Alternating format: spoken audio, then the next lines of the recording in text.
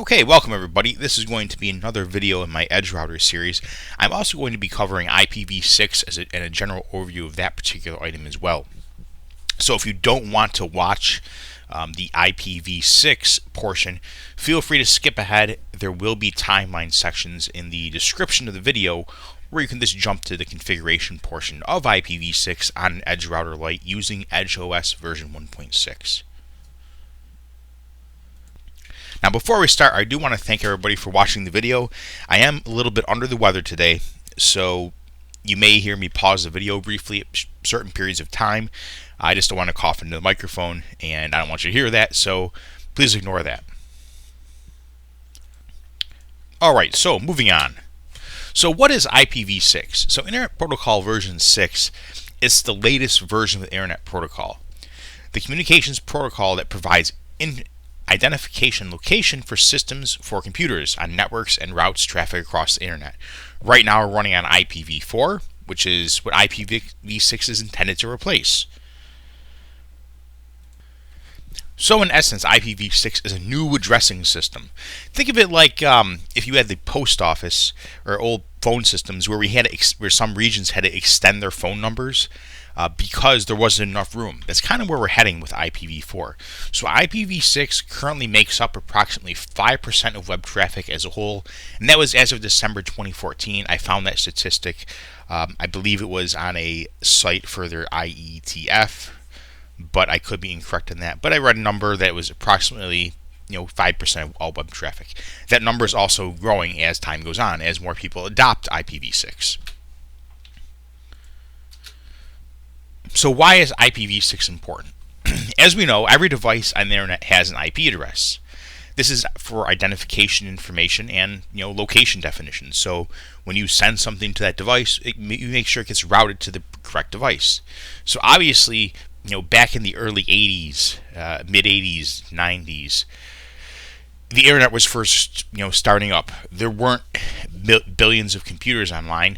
There were a handful of people with dial-in modems accessing a service like AOL or CompuServe or something to that nature. So as it got rapidly commercialized in the 1990s, it became evident or apparent that we needed way more address space than IPv4 had available. So that's where NAT came in. This is not on the slides, but that's where NAT came in and allowed you to have private IP addresses at your home location or a business location, office location, or what have you, and have multiple addresses behind one address. Think of it like a large apartment complex.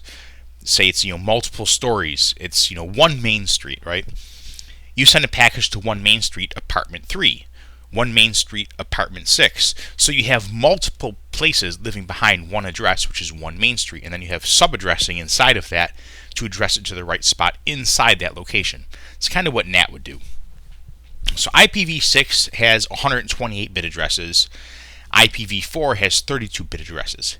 Every bit doubles the address space because it's like a yes and no flag. It's a binary flag. So has approximately 3.4 times 10 to the 38 power addresses, or basically more than 7.9 times 10 to the 28 times as many addresses as IPv4.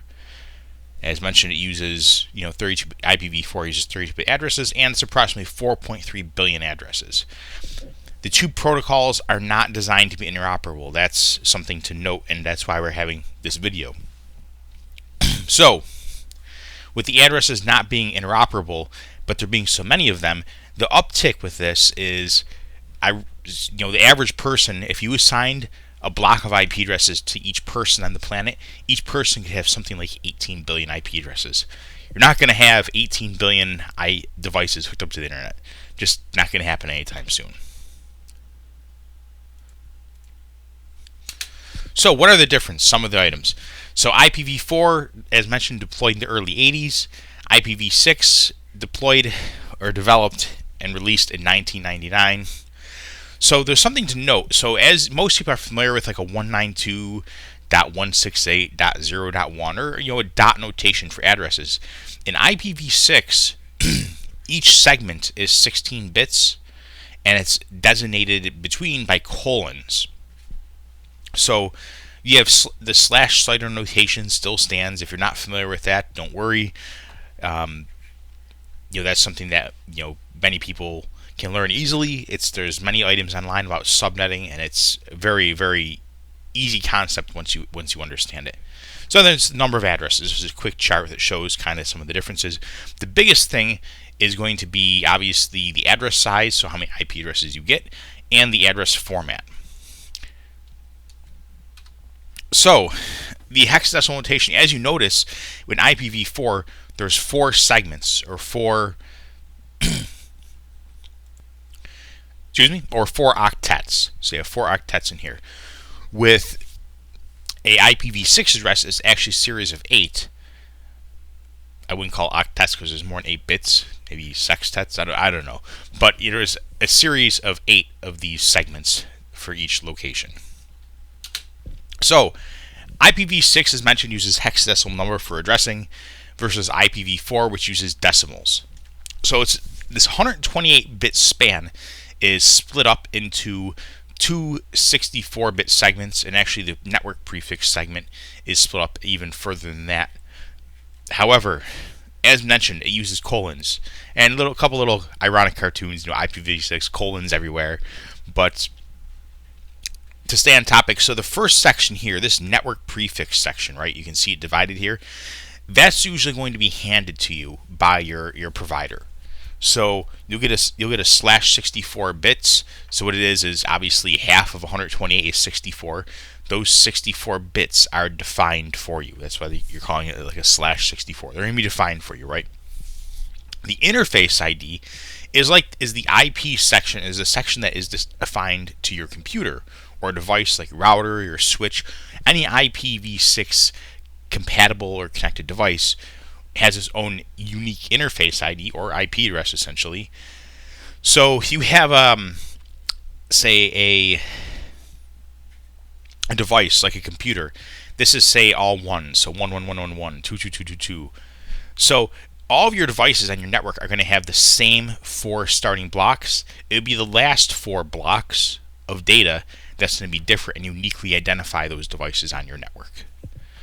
So a couple other things to know. IPv6 adds additional addressing schemes and assignment types.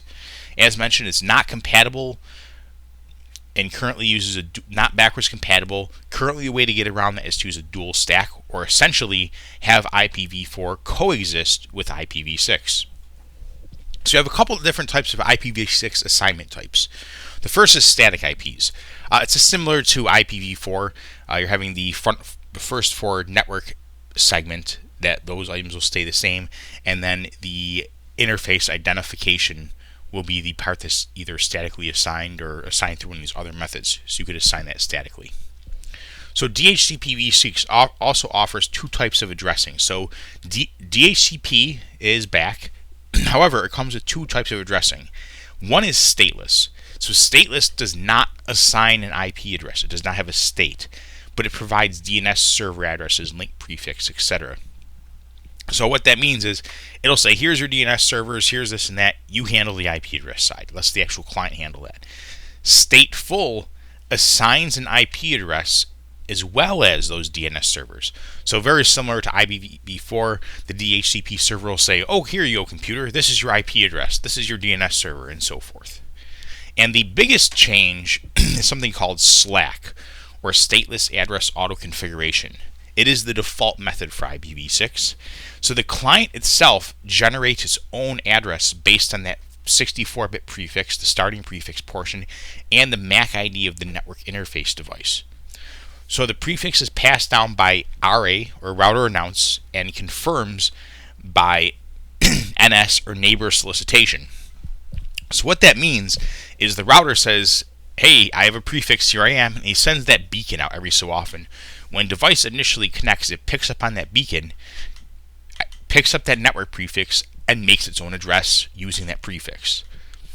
So it has the first 64 bits are the same, and then it adds its own prefix based on the MAC ID or some other calculation that it will make to assign an address. Now, since the computer itself is making up the address, you don't have a central authority like the DHCP server keeping track of what addresses are used and what ones are available.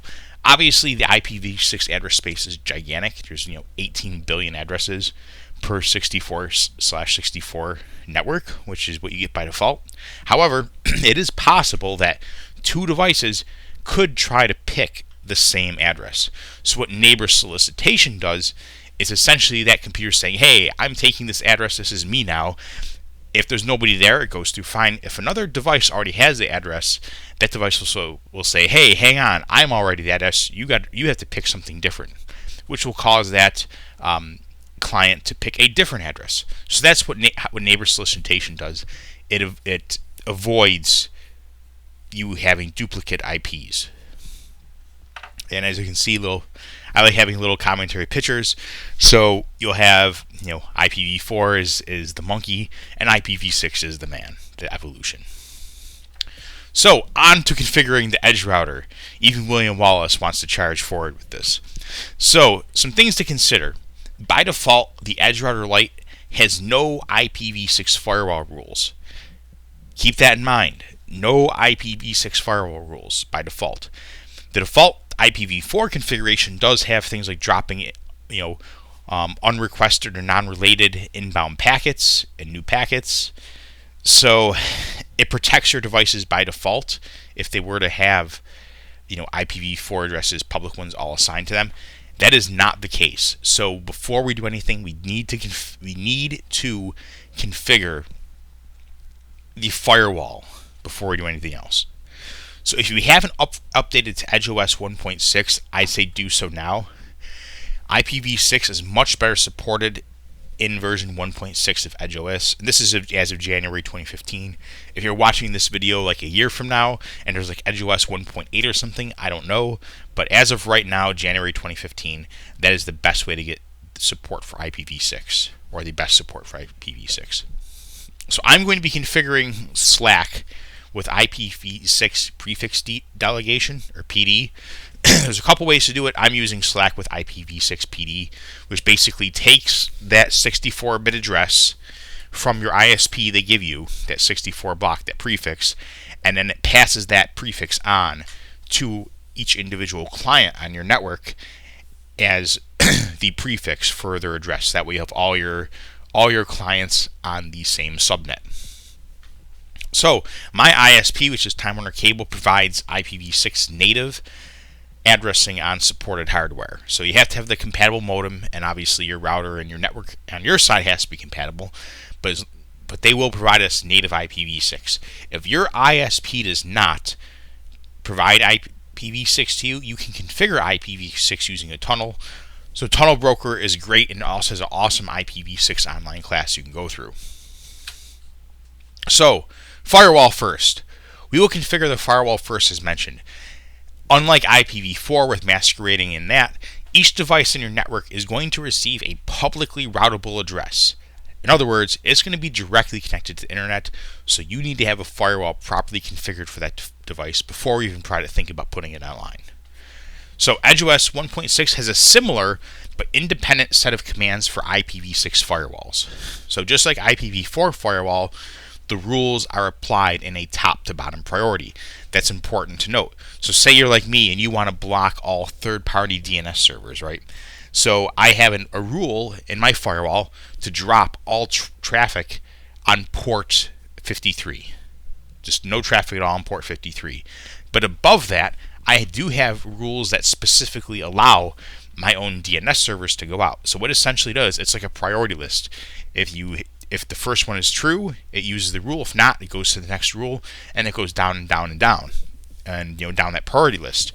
So if you set a block all above your allows, it gets to the block all, stops, blocks it, and never goes to the allowing. So you have to do your allows ahead of your blocks. There's a priority list. So IPv6 firewall rule configuration. So here's the rules that, this is just a basic rule set. What this is going to do is it's going to block unsolicited or new incoming connections to all IPv6 addresses that are not related or already established connections. So related is like you try to check out, try to access a site, and it comes back with data. You want that to go through, but you don't want anybody that's sending data to your addressing. So in my particular network, Ethernet 0 is my private LAN, so it's my LAN side. Ethernet 1 is my public WAN, or the internet connection side. So what we're going to do, I'm going to walk you through the commands, what it does. So set, and this is, this is all done in configuration mode. So you would type in configure on the Edgerouter Lite command line to access this mode. So once you're in configuration mode, you'll see a little thing that will say edit. In fact, I'll bring up my Edgerouter right now, and we'll do that. Hang on a second. All right. So you type in configure. Oh, there we go. Configure. There we go. So you'll know it's in configure mode after you type configure. It says edit. So I'm not going to do the commands because I already have it configured, but I want to show you what I mean. So you go into configuration mode for your edge router, right? So what we're going to do is set, which tells it you're making a new rule. We're going to make a new firewall rule. And this is where it's similar. So in IPv4, it's just name, and IPv6 is IPv6-name. So these are going to be IPv6 firewall rule. This is the rule set name right here. So IPv6 WAN in. That's just, a similar notation. There's WAN in, WAN out, LAN in, LAN out. So I just append, just like the prefix here, IPv6 to it, so it's easy for me to keep track of it. A description, I want to give it a name, so I know what it is. And this is IPv6 WAN to internal or to my internal network. I could call IPv6 WAN to LAN, whatever you want to enable it, as long as you understand what that means and helps you keep track of it. So I'm going to set the firewall.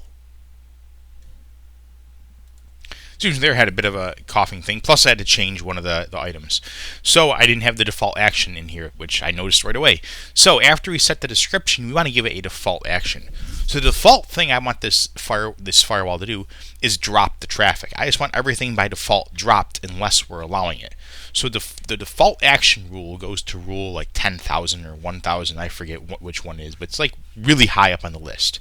So it's going to be the bottom rule. So the default action is to drop everything. So we're going to do that. So we're going to do set firewall IPv6 name, the name of the rule. The default action is to drop.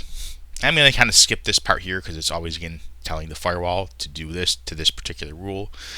So the next thing we have is rule 100, which is action accept. So I want to accept something. What do I want to accept? I want to accept, and these are very similar. So state, two different states. I want to accept established states, so a connection that's already established outbound. I want to keep that connection alive if we've initiated that connection. And if it's related, say it's a new request that we made, I want to allow those replies to come back in. So you want to enable established and related states. And also I want to disable the logs. I don't want to log every packet that comes in. So the IPv6 WAN rule 100 also is the description is allow established connections, right? So we really shouldn't necessarily have to have this. However, just in case a packet comes in that's invalid for an already established connection, I do want to drop that packet. So we're going to have rule 200 because it's a new rule. It's going to be an action is drop, and then state is invalid. So we're enabling the flag for invalid connections. And I do want to log that because I might want to look at those items potentially. So that's just a really basic firewall rule configuration. Essentially what this is going to do is allow all outgoing traffic and requests in your IPv6 side and prevent any unsolicited requests from coming in. So before we continue, we do also have to apply this rule. So we wrote the rule. Now we have to say, hey, we want to use this rule. So we have to set the interface. It's an Ethernet interface. My internet interface, as mentioned, is Ethernet 1. So I want to apply this rule to Ethernet 1. It's a firewall rule. It's inbound direction. And then the name of the firewall rule. So what this is going to do is apply this rule to the item. The final thing you do have to do is hit commit and save. If you don't hit commit or COMMIT, issue that command, it doesn't actually apply these rules to the running firewall configuration, or the running router configuration, I should say. So make sure we do that as well. So let's say we want to add another rule, right? So we have that configured, that's a basic thing. But what if we're running here? So let's go back. So we're going to continue on. I'm not sure if my audio dropped there for a second or not. So we're going to add in another IPv6 firewall rule. So say after setting it up, we have that basic firewall configured.